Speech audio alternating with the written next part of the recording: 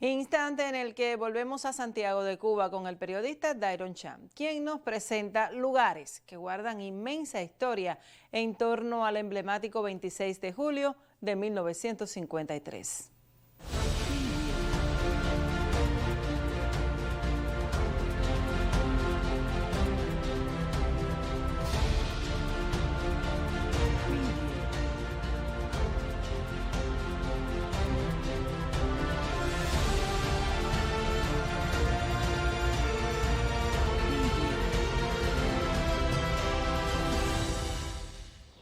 La razón de fondo es que estamos hablando de una generación que vivió en el pasado, que era conocedora profunda del pasado y que actúan en buena medida imbuidos, estimulados, determinados por ese hilo conductor de la rebeldía cubana.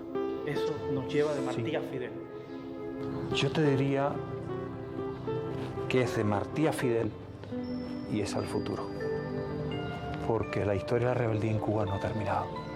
Este es un país acechado, es un país agredido, es un país que apuesta a ser distinto, a tener un proyecto distinto, y eso exige constantemente una cuota de rebeldía frente a los poderes creados. Y por tanto habrán muchos Martí y muchos Fidel. Eso es inevitable. Esta historia no ha terminado. Fidel y Martí, o Martí y Fidel, para decírtelo en un orden cronológico, son simplemente, primero, símbolos y líderes de un proceso que continúa. Si alguien cree que las actitudes rebeldes y la causa de la rebeldía en Cuba ha terminado, comete un gravísimo error.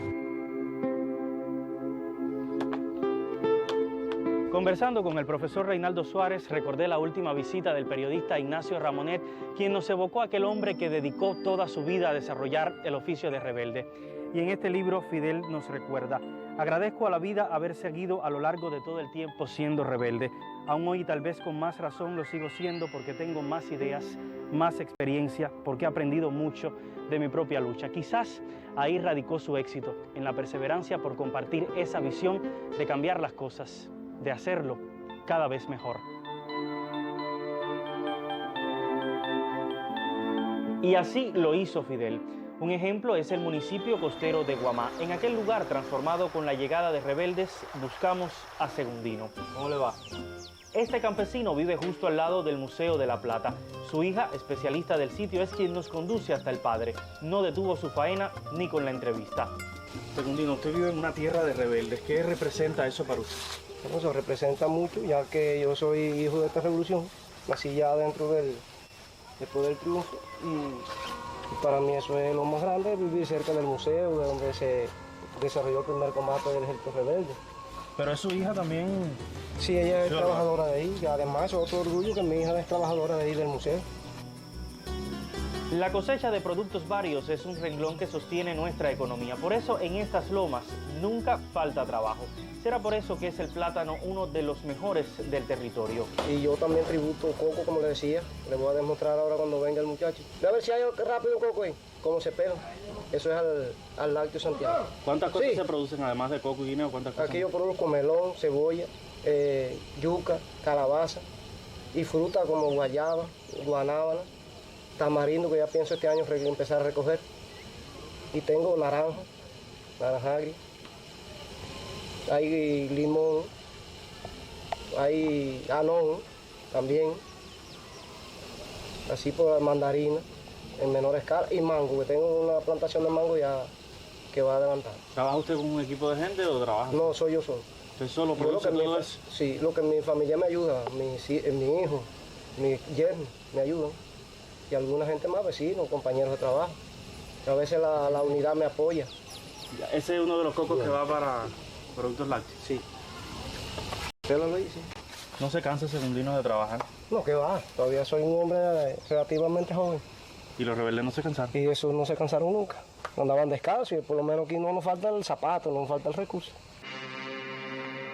Santiago de Cuba. Coincido en que es una ciudad privilegiada en hechos como el de la generación del centenario, pero fue y es el 26 de julio símbolo de cambio y unidad para toda la isla. Así llegamos a la Plaza de la Revolución Antonio Maceo. Hallamos aquí al intelectual indicado para dar muchas respuestas sobre cubanía. Por suerte, había consultado antes el diario perdido de Carlos Manuel de Céspedes.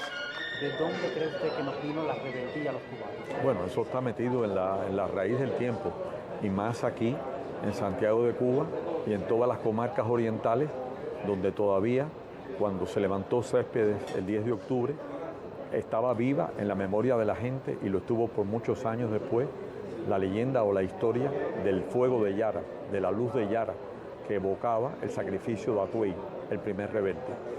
Es por eso que yo creo que de esas rebeldías conocidas o desconocidas, que están en la raíz de la identidad y en la fusión de las distintas sangres que forman el pueblo cubano actual, al cubano actual, sin distinción, ni cambio, ni matices, el cubano, está presente ese elemento. Eso, gracias a eso, es que hemos resistido hasta hoy y hemos vencido. Las coincidencias nos ubican en un momento histórico. Desde el público celebro la decisión de la Asamblea Municipal Santiaguera de otorgar a Eusebio Leal la condición de hijo ilustre. Y es que en el oriente, como aparece en el escudo, nace el sol tempranamente. Y en busca de ese sol, de esa luz, redención, naturaleza, prosperidad y cambio, venimos una vez más a Oriente. Justo en ese instante, durante una entrevista no planificada, su lucidez nos esboza un 26 para el futuro. No olvides que la unidad nacional está representada en esa balanza que tiene a toda la isla de Cuba como fiel, y que tiene dos platillos.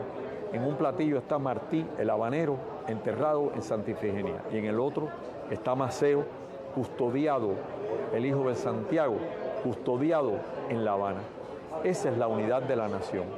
Entonces el 26 de julio fue el gran desagravio, fue el guante lanzado al rostro del poder opresor, discriminador, del poder humillante para el pueblo cubano, de la traición a los valores constitucionales, al sentido de la justicia, a la esperanza de la igualdad. Fue borrar la profanación del nombre de Martí en el año de su centenario por aquellos políticos con manos manchadas de sangre y de dinero. Es por eso que el 26 de julio y la figura de Fidel y de Abel, que no era de aquí, y de Renato, que sí lo era, y de todos los que cayeron en el Moncada, fueron el símbolo de esa rebeldía, y por eso el día. Usted en ese momento, y ha hablado de varias circunstancias, usted ha sido un rebelde.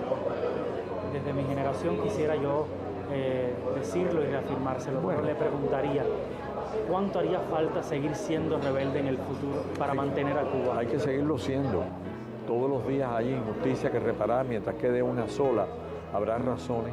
Todos los días quedan cosas que descubrir, héroes que eternizar, admirables heroínas que encomiar. Entonces, si eso es así, esa rebeldía puede realizarse hoy bajo el amparo, porque las revoluciones, cuando son rebeldía y esperanza, solamente muestran todo eso, es verdad. Se derrama sangre infinita, pero solo desde el poder político se puede cambiar la sociedad y la historia. Hoy la revolución es el árbol a cuya sombra nos encontramos y cuyos frutos cultivamos.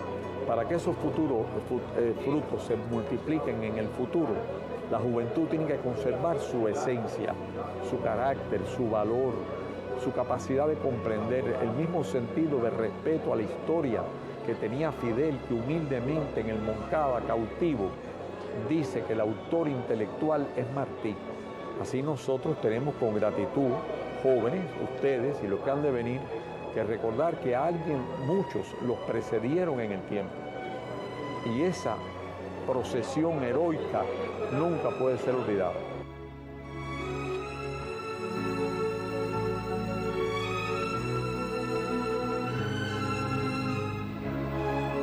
A este lugar entré por primera vez cuando tenía 10 años, en medio de un asalto simbólico de los pioneros. Buscaba en aquel entonces entender mi historia, qué nos hacía genuinos a los cubanos, por qué un grupo de jóvenes decidió tomar las armas para cambiar las cosas de Cuba. Aprendí mucho de las experiencias que encontré. Para lograr un cambio, Cuba necesitó rebelarse y defender su verdad. Como Fidel y otros antes que él, somos un país que desarrolló el oficio de rebelde, pero fue necesario para resistir a todo tipo de obstáculos, crisis, intervenciones, coloniajes. El Moncada fue un cuartel, hoy es una escuela, pero más que todo es un símbolo para recordarnos lo que nos costó llegar a ser esta Cuba auténtica con las realidades que cuenta su gente. El 26 es lo que defendimos desde el 10 de octubre hasta hoy. Luchar por lo que somos valió la pena y creo que siempre lo valdrá.